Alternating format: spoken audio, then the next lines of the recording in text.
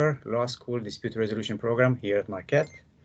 Wolotwin Asogio, she's the chair of the Department of Chemistry and Biochemistry at Hampton University. Kris Ropella, Opus Dean of the College of Engineering, Professor of Biomedical Engineering here at Marquette. She's my boss here at the college. Jeanne Bilen-Green, Professor of Industrial and Manufacturing Engineering, Vice Provost for Faculty and Equity at North Dakota State University, where I used to spend some years of my life in the past. Liesl Forbes, Senior Vice President for Academic Affairs and Provost, Professor, Electrical and Computer Engineering at the University of Arizona. She's my previous boss at Buffalo. Ben Correa Harker, Associate Director of Engineering and Innovation Leadership Development here in the Opus College of Engineering at Marquette. And last but not least, John Grych, a Professor of Psychology and Advanced Advocate here at Marquette University.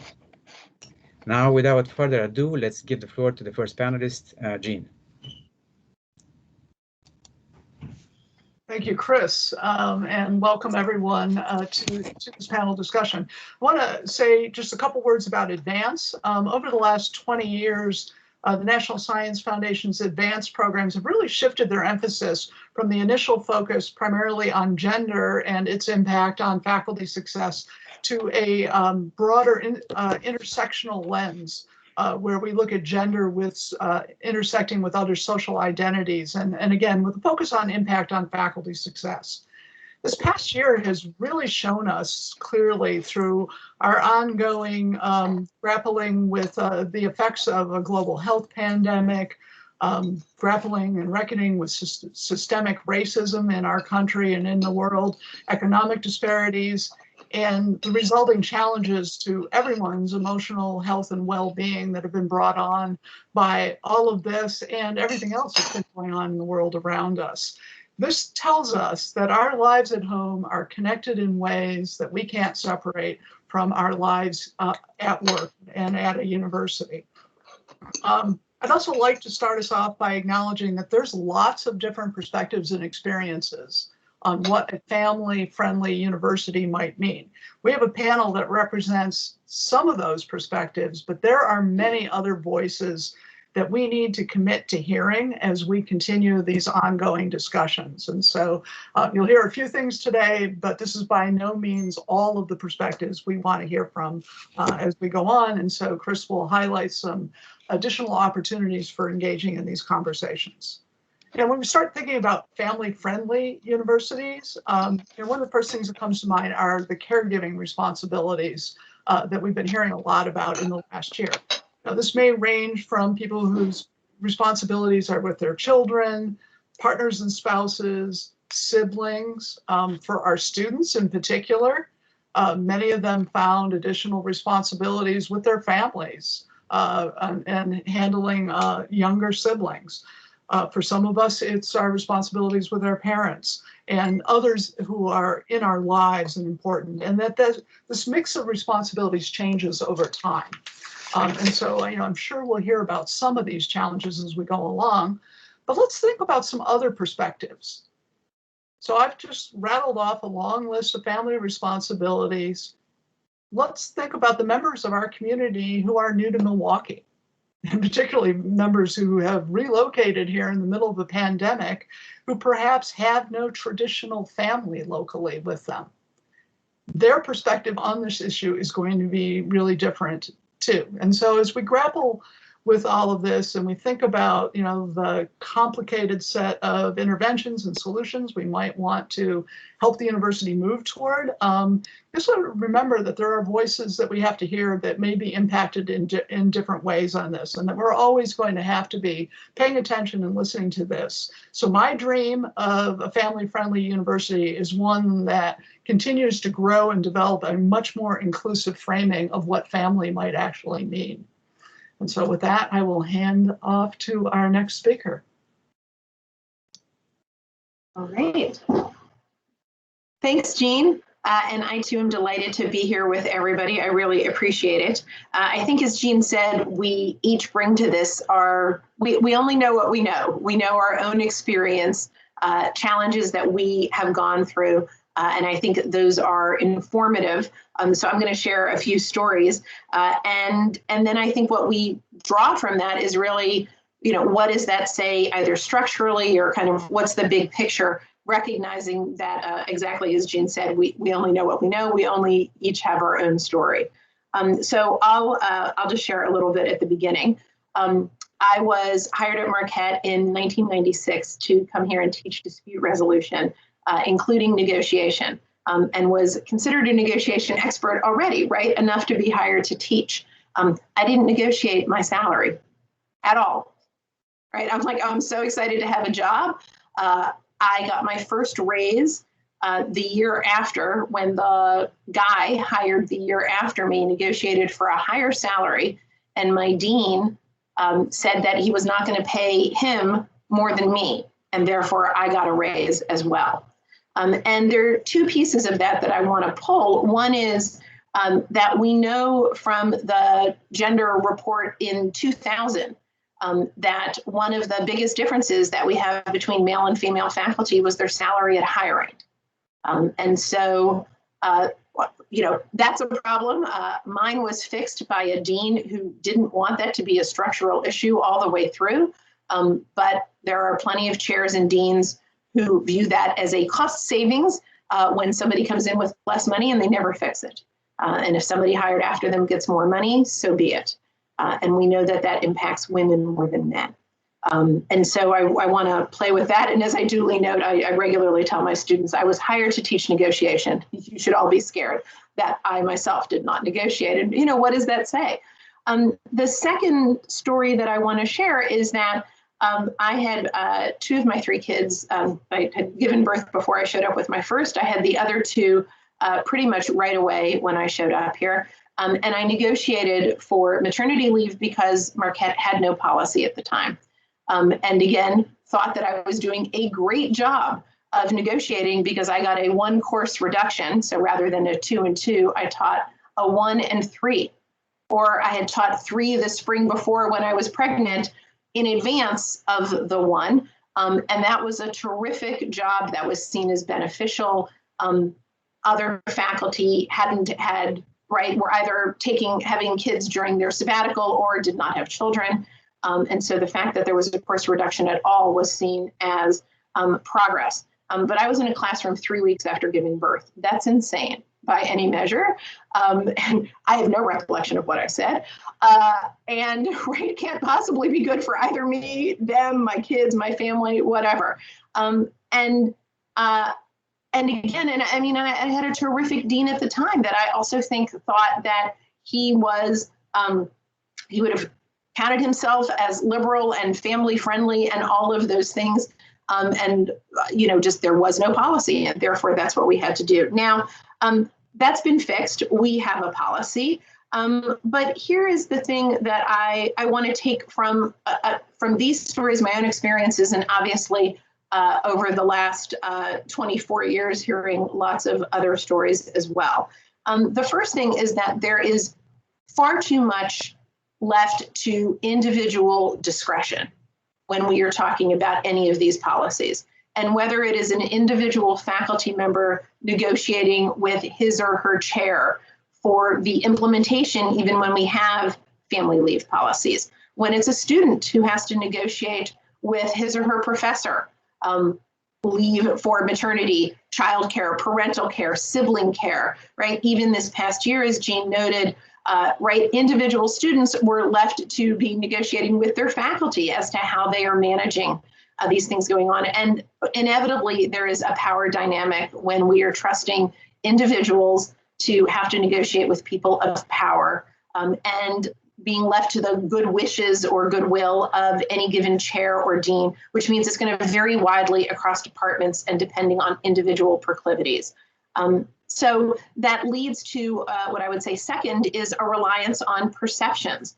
And to the extent that we want a family-friendly institution, we are therefore stuck in assumptions about breadwinners versus caregivers, and what that means in terms of who's an ideal academic, who is an ideal researcher, who's an ideal student, right? And the ideal is someone who can devote their entire lives to work, however we define that, showing up in class, teaching class, writing articles, so on and so forth. And any time away from that as a caregiver is seen as someone who is less committed, less likely to, again, get the discretionary goodies that are handed out, whether those are research grants, course reductions or course release, not having to have as much time in mentoring or service obligations or whatever it is. Again, we have been leaving that to the discretion, but that relies on perceptions that are often grounded in bias in and of themselves. And so we're perpetuating the bias when we have those discretions left to people who themselves are then not measured on how they are promoting those with families, shall we say. And the last thing is that we still do have structural inequities, even when we have these policies, which continue to, in some ways, exacerbate the problem. So again, we didn't have maternity leave when I started here. We now have it. One could delay your tenure clock. I didn't need that or want it, but in part, I didn't want it because if you delay tenure, you delay the most significant salary bump you're going to get. And so for anybody who's taken advantage of parental leave, you're also delaying an increase in your salary. There's no back pay for that, which is, by the way, something we could fix. But again, then we perpetuate that salary differentiation, particularly at the full professor level, which we have statistically seen for now 20 years at Marquette. And so even as we are fixing certain structural problems, we need to be thinking about what we are exacerbating and not having that full fix. So we need to, as I would say, think about what we're leaving to individuals, whether or not they have the wherewithal or skill set to want to negotiate with their chairs, their professors, their colleagues, whatever it is. And then we are not instituting as many policies as I think we could that would support caregivers throughout rather than perpetuate the inequities. So that's where I will leave off.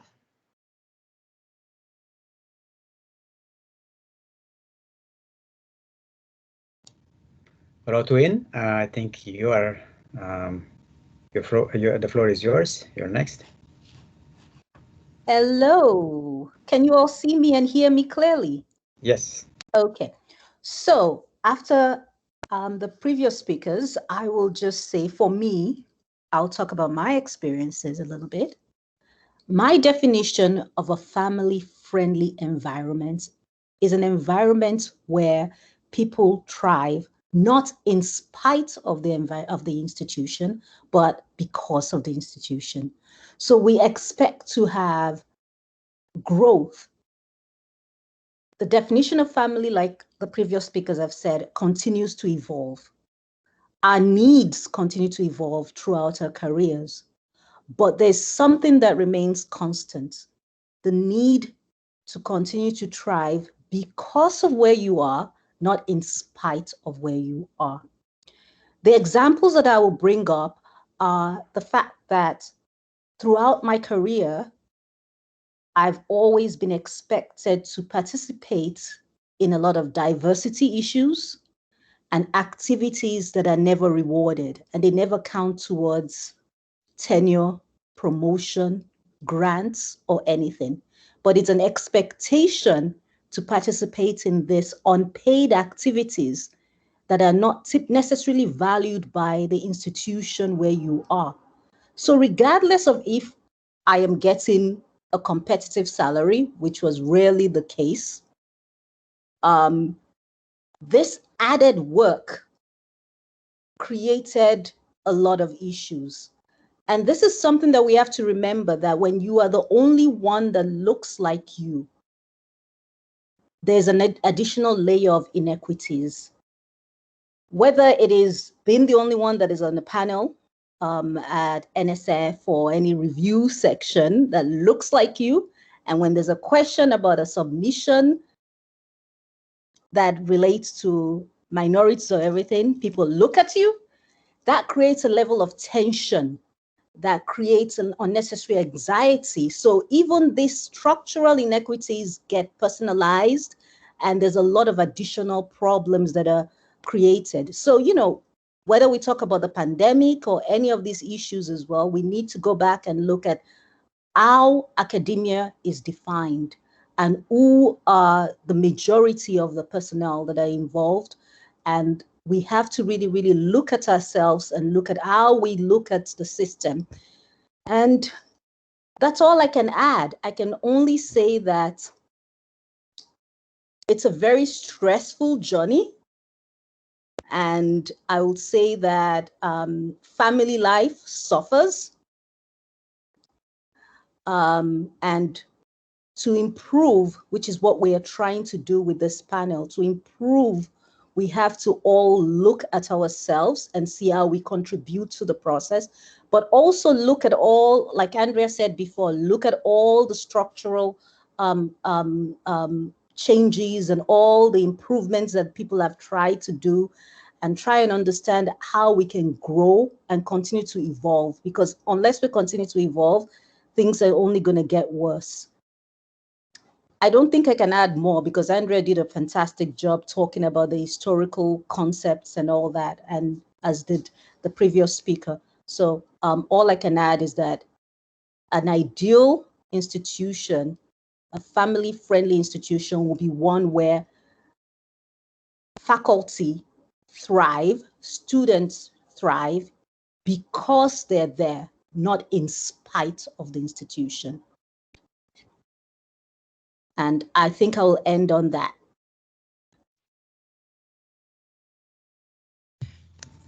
My next Thank person. you. Kris, yes, you're up. Yes, I'm Kris Ropella, Dean of the College of Engineering here, and thank you for giving me this opportunity. I thought I too would just share a few notes from my personal history because I think it illustrates some of maybe what has been problems in the past, maybe continues for some to be problems today. But I am a mother of 3. I had 2 children during my assistant professor years and a third as I was going up for associate professor. I joined a department. When I joined the department in 1990, there were 5 other men, all considerably older. Only one of them had a wife who worked outside of the home. In the college total, there were 3 other women faculty out of 50-some faculty, and one of them actually left shortly after I started because of just the culture and not feeling accepted as a woman in one of the departments. I lived in a neighborhood where all of my neighbors stayed home, so and questioned why I was working outside of the home.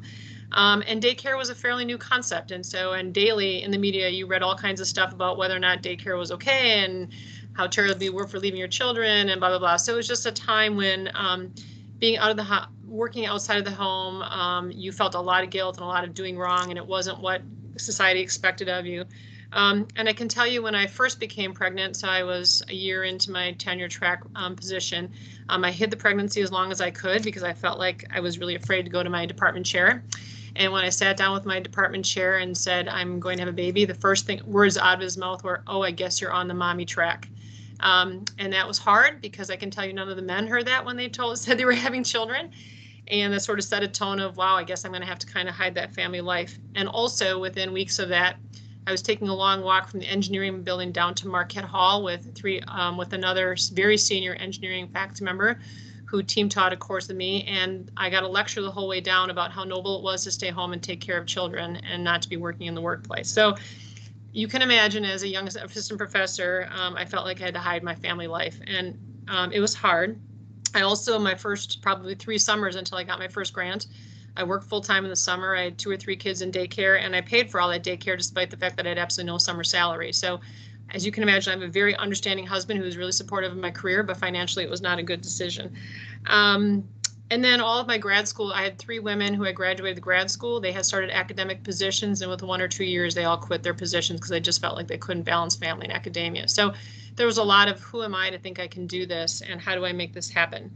I will tell you the one thing that was incredibly helpful was Marquette's daycare. So my kids started the second year that the daycare was in existence. We fought for that, and that became my support group. Meeting other faculty, both men and women there every morning with faculty and staff became my support network, and we knew it was a good center. We knew it was a good thing, and we all felt like we had a calling to share our gifts here in academia, and so stuck with it. So that was a really important part of it, and I loved my work. I was on the committee, so I think my second year as assistant professor, I was put on an ad hoc committee to look at parental leave. I was put on there with Pat Bradford, Cheryl Moranto, Janet Crecci, and Linda Lucas, and we were all assistant professors very early in our careers, and I'm pretty sure they created the group thinking we'd get nothing done. they couldn't have picked 5 worse women to put on the committee because we were gung-ho, and we were responsible for creating the tenure clock extension. I think we were one of the first universities to do that. And we did look at parental leave, and yes, as Andrea already said, there was no parental leave, and it was sort of all these one-off sort of things. It was a lot harder to tackle because HR said there are laws against treating faculty different than staff with these terms, so there was lack of, but there was no 12-week. I only took 5 weeks with my kids because there wasn't pay, and I took it over the regular, holidays that we had, so I felt like I couldn't take any time away. So those are sort of things I think that it's hard. And the other thing that is hard is whenever a child gets sick and all of a sudden you're scrambling with your spouse to say who stays home, who takes them to the doctor, where do we go? That's when things get really stressful.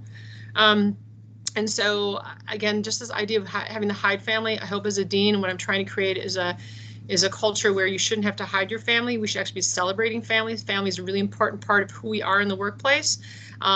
We should be going to kids' activities. We should think about, that tenure clock and even meeting times. I try really hard in our college not to hold college meetings before 9 a.m. or after 4 p.m. so that because I know people have childcare pickup and drop off. If you've never had to do that, it takes lots of hours in the morning to do that. You're usually up incredibly early, and nothing was worse than when I would walk in, let's say at 9 o'clock, to get in my office, and I'd have this one professor who was always singing and whistling down the hallways come up to me and go, "Oh, banker's hours." And I'm like, you know what? I've been up since 5 o'clock. I have 3 kids. I've dropped off at 2 different schools.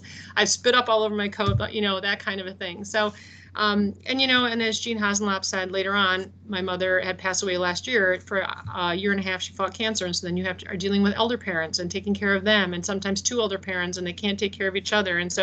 And things come up in emergency, and all of a sudden they've fallen, or they need to go to the doctor, or they need treatments. And so many of you know what it's like to have to do that as well. So I think most of you have many people before me have talked about things that we need to do. So I'm not going to repeat those. But I do think a couple things are, one, we need to seriously look at tenure criteria. What do we think is important in tenuring people? I don't know why we're so afraid of changing it. It probably hasn't changed in decades at most academic institutions. And yet the demands on faculty and what they're asked to do to contribute to an institution have, I think, changed a great deal. And we talk about wanting diversity in our faculty, and we want diversity for sake of innovation. Well, we're not going to do that when we have very narrowly defined tenure criteria of what we think is important. And that's not just about family, it's just about, in general, I think what's very wrong with our systems. What about being on a part-time tenure track? University of Michigan has done this for a few women in the biomed area. I know of that personally from one woman who said she was very valuable, and she said, if you want me, then I want a part-time tenure track, and they did it. As I've said before, daycare was important, flexible schedules, and again, just walking in the shoes of others. So I'll be quiet there and let someone else go on. Thank you. Jeanne. Okay, well, first of all, thank you for having me participate in this panel discussion to share what I know, my experiences, but also learn from the other panelists. I'm not sure if I'll be able to add anything new to what's been said already. I completely agree, and I can completely relate to the experiences that were shared. So in thinking about what is a family-friendly higher institution would look like, I am not sure if there is one that we can define. I see it as more of a direction that higher education institutions can strive to continuously work towards getting there. One that is responsive to the needs and health and well-being of all of their people, and in doing so, take an inclusive approach where we consider not just our faculty, but also staff and our students. So with higher ed taking family-friendly approach, that began as a recruitment and retention tool for faculty, but right now it's a standard approach at many institutions, especially research institutions, and advanced programs have really created a lot of the knowledge and practices and policies that are necessary to retain the best talent, and it's really simply a matter of necessity, not just for institutions, but also for individuals to remain and be successful in higher ed. And frankly, productive and healthy employees and students can devote time to both their personal and professional obligations. So in an ideal setup, I would think that we would recognize the importance for both parents of both genders, both men and women, that they need to achieve balance between their work and family. And in doing, and also think about our keeping our students, helping them be successful who are parents themselves.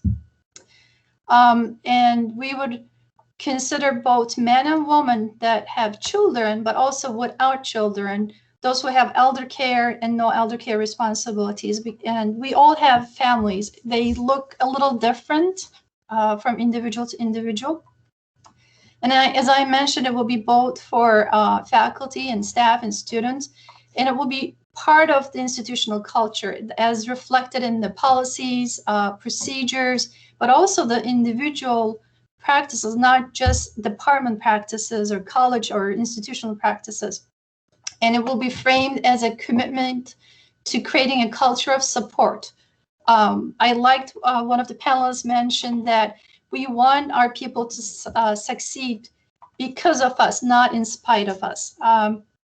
It will be a core value that is reflected in institutional, division, college, department vision, mission, and value statements. And it will recognize also, I think, and be responsible to the individual and changing needs of our people. So I have 2 children. My children were born on the last day of final exams, and those who teach can relate to this. It wasn't planned. It was just luck, but it was on the last day of the final exams that meant that I could meet my obligations and not be thinking about work and home. And so the 2 weeks that I had between the spring semester and the fall and the spring semester was enough for me. That's what I needed. It wasn't ideal. So in terms of what the institutions could do, I would say whatever you have as your family-friendly policies, make sure that is easily available, that is accessible to your faculty, staff, and students. I would say having a childbearing leave that recognizes that people who give birth need time to recover, and that's different for women who give birth. And also recognize that there is going to be sick leave need, dependent sick leave need, and depending on the institution that you have, is that covered for faculty and for staff. Modified duties, it's just, we can be, parents can be committing, working 100%, putting their time in, but there are certain things that they're not as easy to do. So you can't reschedule a large enrollment class if there is a need to take care of your child, or if you need to take care of your elderly or sick parent or spouse. There are lots of institutions that are now doing parental leave, but also allowing faculty to have part-time faculty status. I would say a children in the workplace policy, that's an important one. It actually communicates that you value children, and it expresses your values. One thing that we have on our campus is the tenure clock extension that is automatic for both parents, and it's confidential. The request directly goes to the provost.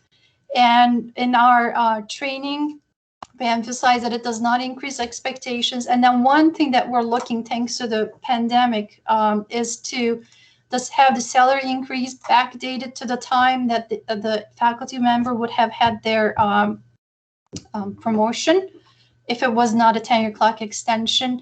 In our PT&E evaluation, there's a lot of work that needs to be done in the criteria, as it was mentioned, but also in how we apply that criteria. We know that women who are not seen as nurturing are not liked, and if you're not liked as a woman, then you're not seen as competent. So awareness of those types of biases that come into play with faculty evaluations, I think, are important. Having dual career hiring policy that is funded, not just a policy, but also funded. We have in a number of our colleges, this expectation, a policy actually, is that you don't have meetings before 8:30 a.m. or after 4:30 p.m.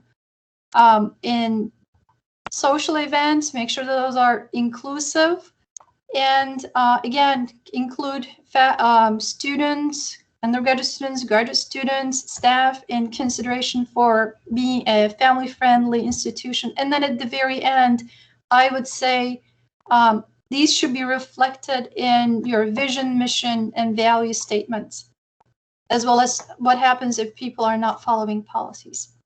So with that, I'm going to pause. Thank you. Lizel? Thank you. It's lovely to be here with everybody, and I was just poking around looking at everybody's resumes, and it's an extraordinarily accomplished panel, and I am in awe of what you've managed to achieve. Like the previous speaker, I don't know that I'm going to add much that's really new, but I do want to pick up on Jeanne's introductory comments about the importance of recognizing that people's personal lives come in many shapes and sizes, and being respectful of everybody's choices about what they do in their personal lives causes me to want to be a life-friendly institution rather than just a family-friendly institution, supporting people to make whatever choices they want to make outside of work, and being open and receptive and supportive generally towards people's choices about what life constitutes for them outside the workplace is tremendously important, I think. And then a high-level framing, I think that the win for everybody, for all of our employees, is when the institution allows them high levels of autonomy to make decisions about how they accomplish their work tasks while tending to their life responsibilities, which may include children. Just as a sidebar, I've had a somewhat unconventional path in that I spent 16 years in Silicon Valley and had 2 children working in the tech sector. And one of the remarkable features of the tech sector is that people typically are recognized for what they accomplish more than for FaceTime, meaning turning up.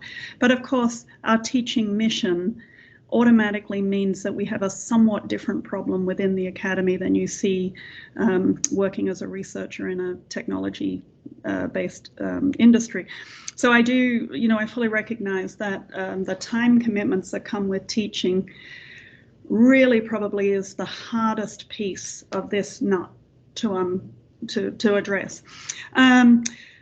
So, what I would ask is that all of us here act as role models by openly sharing what's going on in our real lives and the decisions that we need to make on a regular basis in order to keep our lives running smoothly and so that we can be high functioning at work.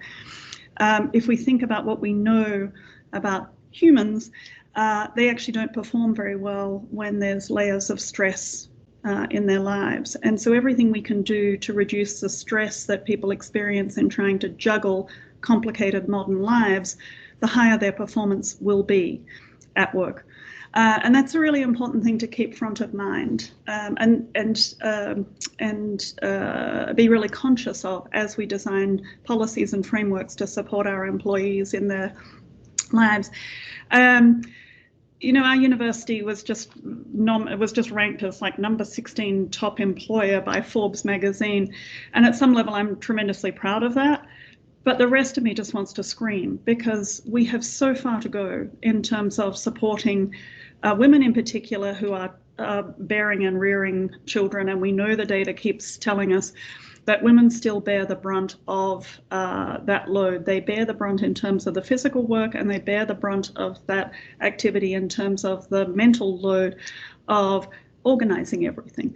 And I know people laugh when we say that, men laugh when we say that, but it's exhausting when it's always your responsibility to make sure that there's regular dentist appointments and that the nanny's being paid and that there's just like a gazillion little crappy things that have to keep rolling through your head to keep a household full of children running. So what can institutions do? We are agents for social change. There's no question about that. But the pace at which we can create change is always limited. But what we can do is make resources incredibly accessible to our employees to get the help they need to manage. And that means that we are ever vigilant about the material that's posted online on our web pages and so on to connect our employees to those resources. We have to keep updating and modifying our, what's available in support of our employees. And that's hard, right? It's just hard work. It's a grind and it's an institutional drag at some level. But if we don't do it, no one does it, because this is, you know, in our society, there are not other social frameworks to help people navigate childcare, elder care, medical care, blah, blah, blah, blah, blah. It falls to large institutions to try and pull those pieces together and package them so that people can find their resources really quickly. And I just want to, you know, I want to make one other comment which hasn't been noted before, and it was really popped into my mind from Kristina's story. And that was, we have to hold people accountable for their sexist comments in our organizations. We have to call them out on their BS. And when, you know, when Kristina's chair makes a dumbass comment when she walks in to have the hard conversation to tell him, I'm pregnant, which, by the way, if anyone hasn't thought about this before, it's a really uncomfortable conversation to walk in and share something that's intensely private and personal and is to do with your body, not your mind, which is why you were employed, for your brain, not your body, with your boss. It already feels really uncomfortable. And to have this twit make a dumbass comment to you, you know, he should have been called up to HR and carpeted. But we who have, you know, we can't expect our employees to call BS on that. It's up to all of us as leaders when we hear those stories to say, I'm sorry, no go. We have to deal with this stuff, and we have to deal with it every time we hear the story, because that's how culture change happens. So I think, you know, there's a great group of leaders on this panel, and I hope that all of them are holding people accountable in their organizations. But I encourage people to keep telling the stories. And if you tell the story to one person and nobody acts, go to the next person and the next person and be persistent until somebody takes that person to task for behaving badly, because that is the stuff that changes organizations and creates a culture that doesn't tolerate that kind of sexist response to families. All right, and with that, I'm happy to hand over to the next speaker. Ben, thank you. All right, thank you so much for inviting me to be with you all today. And that's kind of difficult to follow up in that many of the things that have been discussed here are some of the points that I was thinking about. So one of the things that I wanted to bring to the table, being a married gay man with young kids, I just wanted to think through how higher education supports different types of families, what those different types look like. So I love hearing all the panelists talk about the different family structures that exist and how are we paying attention to that. So as I was thinking about this, a couple different themes came to mind that echo a lot of what has been discussed here, but I'm hoping to reframe a couple of things in slightly different ways. So creating space for people to bring their whole selves into the community. So I think a lot of times we pretend there's these boundaries that exist, like for some reason somebody turns off their private self when they come to work. They turn off that stressor of this morning, like for example, like kids throwing fits as you're trying to get to work and you're stressed out coming to work. Like that doesn't leave at the door, and just acknowledging that these stressors, these things exist within our work environment. And so how are we creating space for people to bring that and don't pretend like, oh, that's something I don't want to discuss with you. I mean, it may be uncomfortable, but that's the reality of what we're in there.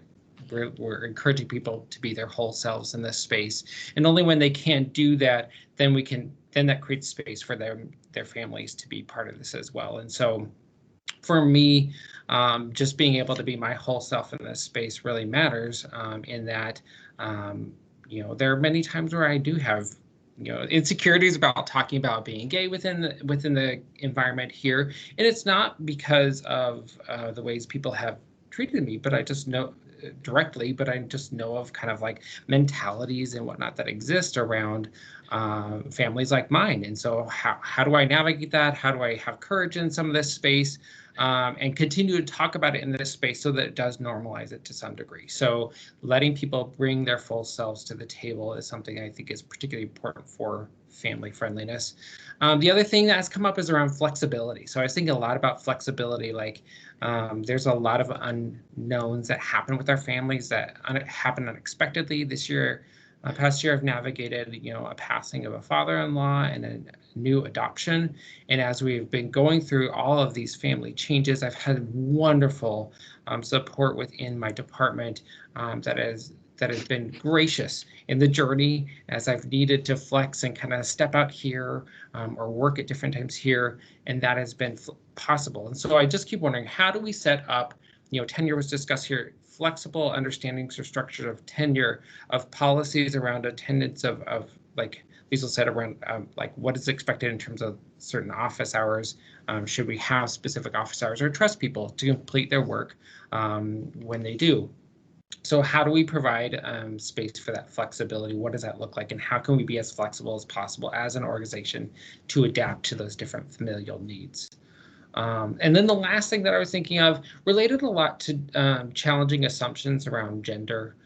So I fully acknowledge, like, still many of the cases, this comes up in conversation about my sister and sister-in-law around the amount of work that they do for their households, whereas their husbands, I'm like, where are they at with all this? Whereas with my husband and I, it's very different because, we take care of all this. And so I think there are a lot of assumptions about us in terms of like, well, where's the wife, or questions that come up, and we're like, there's all these awkward moments. So just challenging some of those assumptions that sometimes people think like, oh, why is this man setting up this appointment or talking to me about this issue? Where's the mom? And I've had some awkward moments around that of people asking about my wife, and you're kind of like, okay, well, so the language and the way that the assumptions that we have about who should be child or taking care or caretaking of family members, just wanting to challenge many of those assumptions. I do know that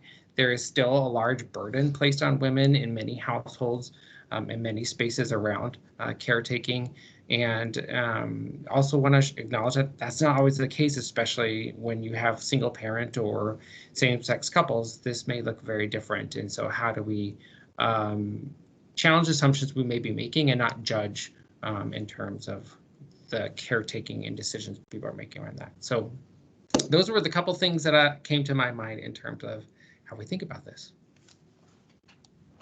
Thank you. And John, the last but not least.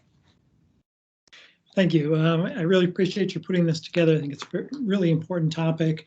I don't have a whole lot to add either. I think these are very smart and insightful people who have given a lot of good ideas.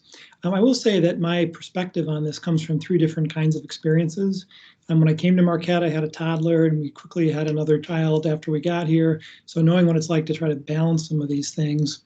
And then I was chair for 6 years of the psychology department, and talking to some of the women faculty, I kind of thought, well, I'm a parent, you're a parent, we just have similar experiences, but different sets of pressures for some of the women faculty. They had concerns about, if they took leave, how would that be perceived? Was their salary equitable? So it really sort of opened my eyes to some of the effects that gender has on issues that, in some ways are universal, but in practice really aren't.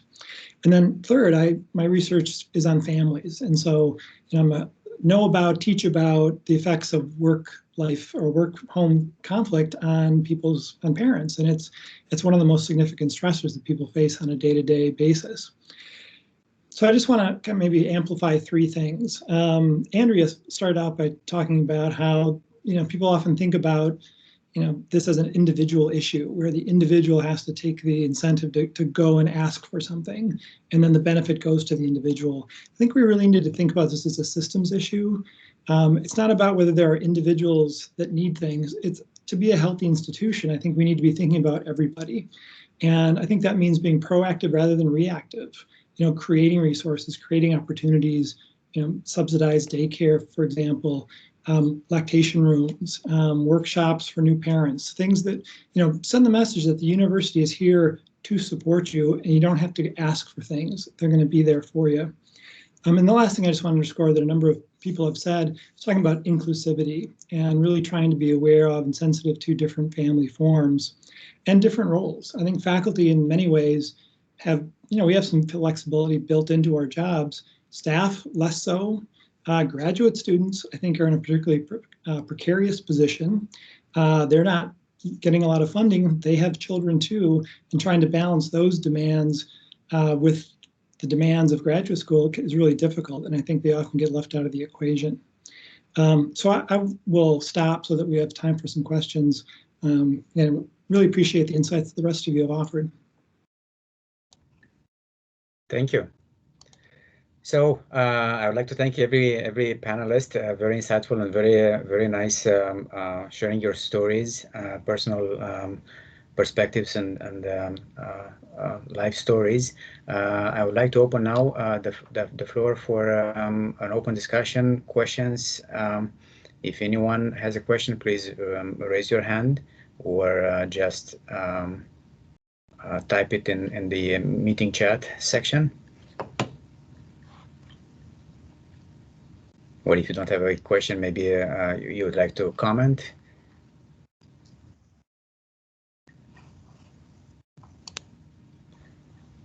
I see Rich Fryman's hand went up. Rich? Yeah, let's see if I can negotiate tech. Sort of thank you for everyone for your comments and insights. I guess I don't really have a question. I just want to add a couple of things to consideration. In many ways, what we're talking about are sort of monetary related things, sort of time related things, and then sort of an array of other important sort of dimensions that fall into sort of a third sort of interwoven category. On the financial side, sort of Andrea's point of sort of what happens at hire, it had me thinking of a couple of things. So one, there's that hire, but there's another dimension is what happens with outside offers and how are outside offers treated. And what's tied into this would be, what are the patterns in terms of the willingness to match? And is there a variation to sort of retain faculty? And then sort of tied with this as well is the variation in the ability to leave. Because when you're sort of looking at outside and you're being considered outside, sort of what are your sort of broader family networks that may make it more difficult for some faculty to actually accept an outside offer credibly, and therefore to have sort of any sort of negotiating sort of leverage that's at play, which might be something interesting to explore. As everyone who works here knows, the merit pool is laughable. Sort of salary bumps, and especially once you've served in a chair or a dean position, and you see the funds that you have to work with to reward faculty, it's embarrassing. When I was chair, I would sort of appeal to the dean to give me $5 just so I could make the salary bump look like a zero, to sort of convey an image that more money was being given here. So in terms of actual sort of salary reward, there's nothing really to give. And when there's the broad university announcement that here like the 3 or 4 or 5% pool for merit wage, and then everybody raids pieces off of that, and the money that actually comes down to the department at an administrative level, you don't have money to give unless you take away from sort of some to give to others, and in a highly productive department that's challenging. One thing that's always bothered me about Marquette is that when faculty take on administrative roles within departments, they are given a stipend. It is a small stipend that's gotten a little bit larger, but ideally, if you want to reward that type of behavior and make it possible for people to take on sort of those types of leadership roles, that should be added into base salaries, so you don't incur sort of a salary penalty for sort of taking on a key role within your department. The salary bump at tenure, I always smile when I hear that, because I think that was a 1990s innovation as well. And when we started doing that for faculty, it was like, well, gee, that's sort of really fascinating. Sort of, I think from my own personal story, the only salary bump I got was when I got an outside offer to leave. And it was at a time where the department needed a department chair. And sort of part of me sort of staying to take on a chair role and having a credible outside offer and the like sort of gave me negotiating leverage. Plus I had the family flexibility to be able to sort of do that. One quick thing on time, and then I'll be quiet here. There's an interesting dynamic at Marquette in terms of considerations of what counts as work and what doesn't count as work. And when factoring workload documents, that sort of research productivity is the key criteria for work, but time spent on teaching and service is not calculated into workload. And as a result, sort of teaching becomes a penalty for sort of not meeting certain research standards, which then makes you less able to, in fact, devote your time to research and puts you in a hole. And so sort of thinking about how to sort of wrestle with these types of dynamics might be helpful. But again, thank you for everyone for your wonderful comments. Thank you, Rich. I see a couple of hands raised in the order that I noticed them. Michelle, Minleaf, and then Emily. Michelle. Hi, I really enjoyed hearing everybody's stories. That was great. And I can relate to Kris's very well because we were in the daycare together at that time. In fact, our oldest daughters were best friends when they were 4. And I did want to put in a plug for that. You know, she was the only one who really commented on the daycare. And I think daycares are struggling right now. They can't even get employees. And I think, and I understand that we're in a financial situation that's difficult, but they really need to figure out ways in which they can actually increase. You know, now that I'm a chair and I'm dealing with these young faculty and they have nowhere to go. They can't even get daycare. We have faculty members who can't even get daycare off campus, let alone on campus. And the ability to have daycare on campus when I was teaching a lab meant that I could still be in that lab at 5:30 in the evening and get to the daycare by 6 because it was just a couple of blocks away.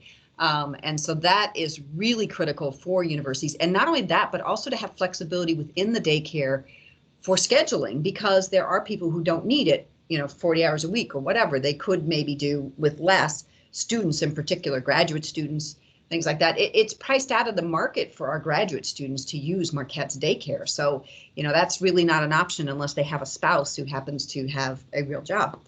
And one thing, you know, it's a lot of talk about flexibility. And I've always thought about the academic life as being a very flexible life. And as a mom, I always thought, you know, I could leave as long as I wasn't teaching a class. But, you know, if my kid had a track meet or had to run and get someone, you know, at the daycare because they were sick, I've brought my kids into work. My husband worked in industry and he could never have done the things that I did. And I found that flexibility really actually an advantage of being in academia.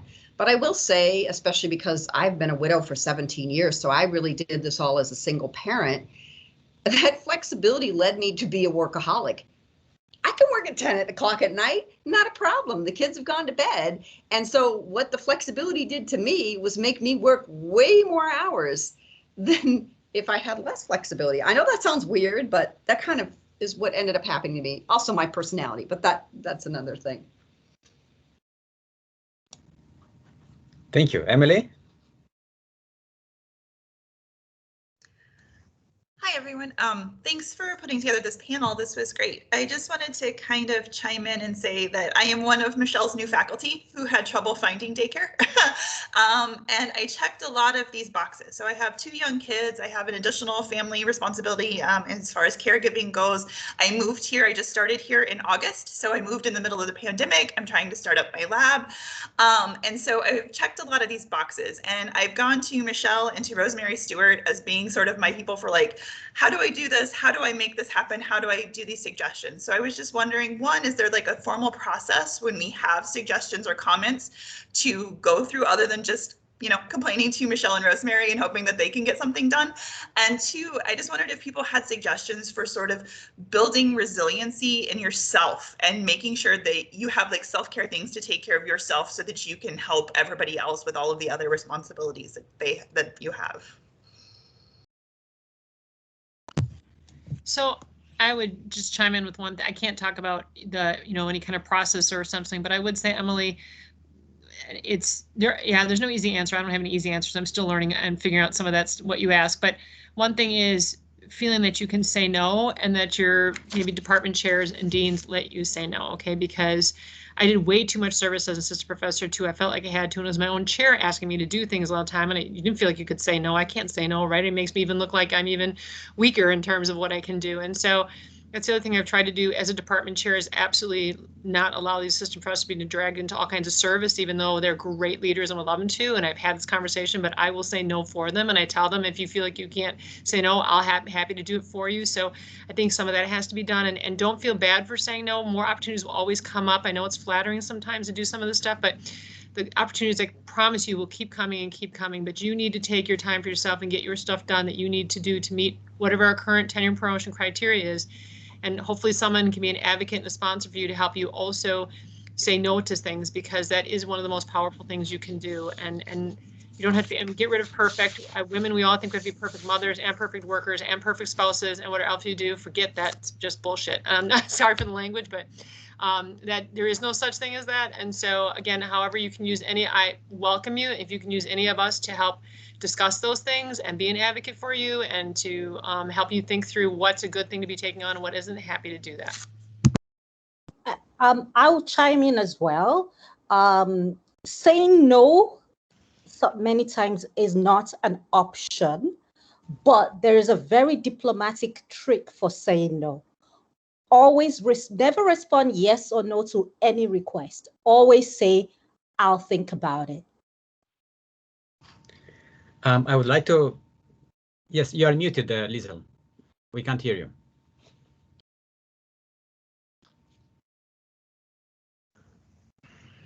I'm a big advocate for saying yes to lots of things, because it helps you network and it helps you figure out how the wheels of power actually work at your institution. But going back to, I think it was Kristina's comment, you don't have to give 100% of your time to everything. It turns out that if you're actually really clever, you can sail into a meeting and deliver value in 10 or 15 minutes and sail out again. And there was real value delivered because you actually understood something that the others didn't understand or whatever. I mean, I don't advocate this all the time, because sometimes that's going to make you look like a flake. But sometimes you can walk into a room, synthesize information really quickly and go, well, that's clearly stupid. Why don't we fix it? And I'm going to point to the comment in the text chat about not having a clear process for graduate students to step out of their formal studies in order to, take some time to have children or look after elders or whatever. Of course, that should be a process. And so a clever person in this group could step into a committee and say, yeah, we need to develop a policy. Here, group of staff, come up with some drafts for us to look for. Bye, I'm going to go and have a cup of coffee now. And you've delivered real value because you established what the expectation is and what should happen, and here's why it's wise and so on, and you've done it efficiently and effectively. So I think I've often seen women just say, well, no, I don't want to be on another committee because I can't give it 100% of my time. It's kind of false logic. We need your wisdom to be on those committees. We're not going to make change if you're not on those important committees on doing university work or the work of your professional society. But let go of the idea that it has to be 100% commitment from you. It doesn't. I mean, it's amazing what you can do if you're well versed in something and have thought about it. It's amazing what you can achieve with a really small investment of time if you can just step in and lead at the critical time. I'll get off. I wish I could have more minutes than 60 to put into 1 hour. I would like to also recognize the fact that some of you might have meetings at 1 p.m. now. And I just wanted to echo, I see a theme in the comments. Quite a few people mentioned that we should indeed include and consider grad students as well in this discussion. I won't have time to take any more questions and discussions. I just wanted to close this again, thanking very, very much to all the panelists who provided a very nice insights and interesting perspectives about what a ideal family-oriented higher ed institution would look like. I just wanted to also put up a slide with a couple of related events, upcoming events. Renee, are you online to post that slide? So next week we'll have Men Allies for Gender Equity workshop that is only for male faculty and staff. If you are interested, please go ahead and register for that. And another event is organized by the Center for Teaching and Learning, the Self-Care as Social Justice meeting. And don't have a link, but we'll follow up with an email to all of you, and that information will be there, and in terms of where you could go and register for that. With that, thanks again to everyone who attended, and especially to our panelists. Have a nice rest of the day, and good to see everybody. And I will hit the leave button at this time, and you may want to do the same as well. Thank you. Bye.